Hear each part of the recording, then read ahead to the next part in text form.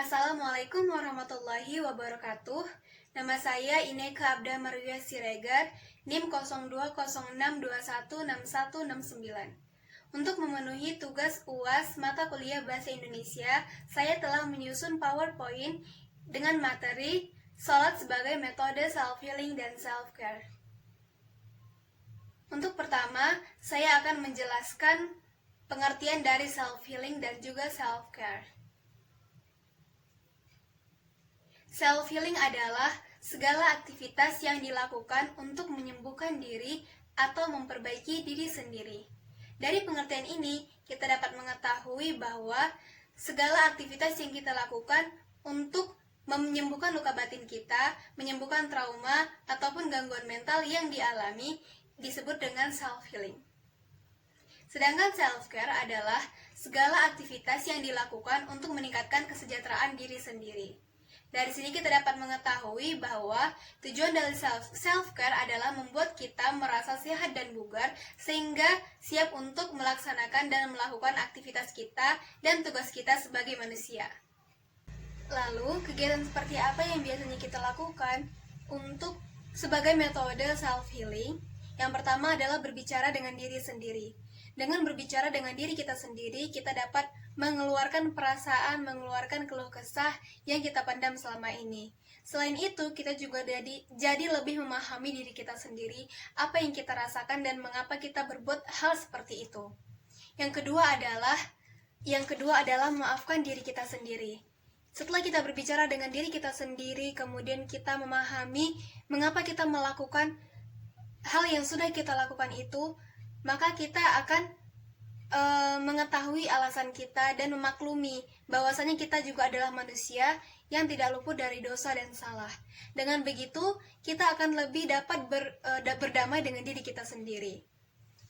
Setelah itu, melakukan kegiatan positif. Melakukan kegiatan positif dapat mengalihkan perhatian kita yang pada mulanya kita kesal karena suatu masalah menjadi lebih menyenangkan, karena otak kita akan fokus pada rasa bahagia yang kita dapatkan ketika melakukan kegiatan positif. Selain itu, kegiatan positif ini juga akan mempercepat kita untuk pulih dari luka batin yang kita rasakan. Alat sebagai self-healing adalah yang pertama, meredakan stres. Ketika kita melaksanakan sholat dan kita melaksanakannya dengan khusyuk, maka stres kita akan berkurang. Bahkan setelah sholat, orang akan merasa lebih baik dari sebelumnya dan ada penurunan stres secara fisik, dan sehingga manfaat sholat yang kedua adalah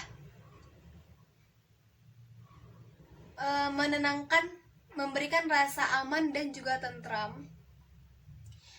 Ketika kita sholat, maka kita akan merasa bahwa kita mempunyai tempat untuk bersandar, tempat untuk meminta, dan juga tempat untuk meminta tolong, yaitu Allah Subhanahu wa Ta'ala.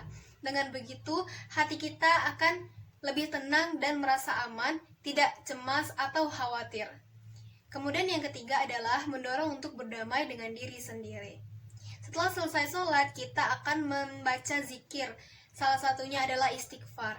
Istighfar adalah pengakuan kita kepada Allah bahwa kita sudah melakukan dosa, melakukan kesalahan. Dengan begitu, kita akan mengakui bahwa kita sebagai manusia adalah orang yang mempunyai salah dan juga khilaf, sehingga kita tidak menjadi lebih tenang dan dapat memaafkan diri kita sehingga kita menjadi lebih damai dengan diri kita. Kemudian ada metode self-care. Yang pertama adalah menjalani hidup sehat.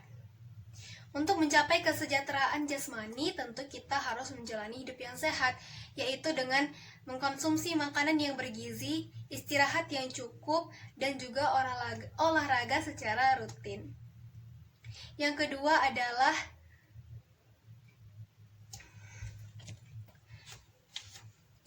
adalah menjaga kebersihan.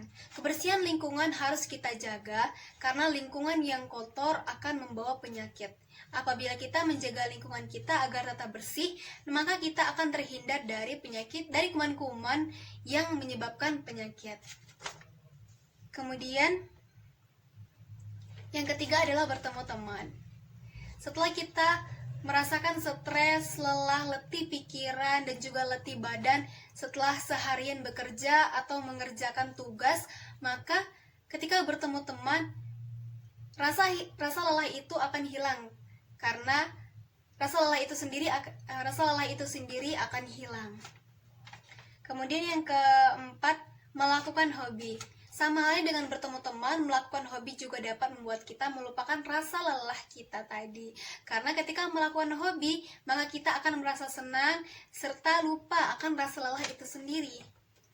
Kemudian yang kelima adalah relaksasi. Lalu apa manfaat sholat sebagai self-care? Ada banyak sekali manfaat sholat sebagai self-care, namun untuk kesempatan kali ini saya akan menyebutkan 4 poin di antaranya saja. Yang pertama adalah manfaat yang pertama adalah membantu menjaga kesehatan tulang dan menekan risiko osteoporosis. Yang kedua adalah memperbaiki postur tubuh dan menjaga fleksibilitas tulang. Yang ketiga adalah menjaga fleksibilitas punggung bawah. Kemudian yang keempat adalah meningkatkan kemampuan gerak leher. Masih ada banyak manfaat lainnya seperti membantu melancarkan peredaran darah, kemudian melatih otot, dan masih banyak lainnya. Setelah kita mengetahui manfaat sholat sebagai self-healing dan self-care, tentu kita akan lebih bersemangat untuk mengerjakannya dengan khusyuk.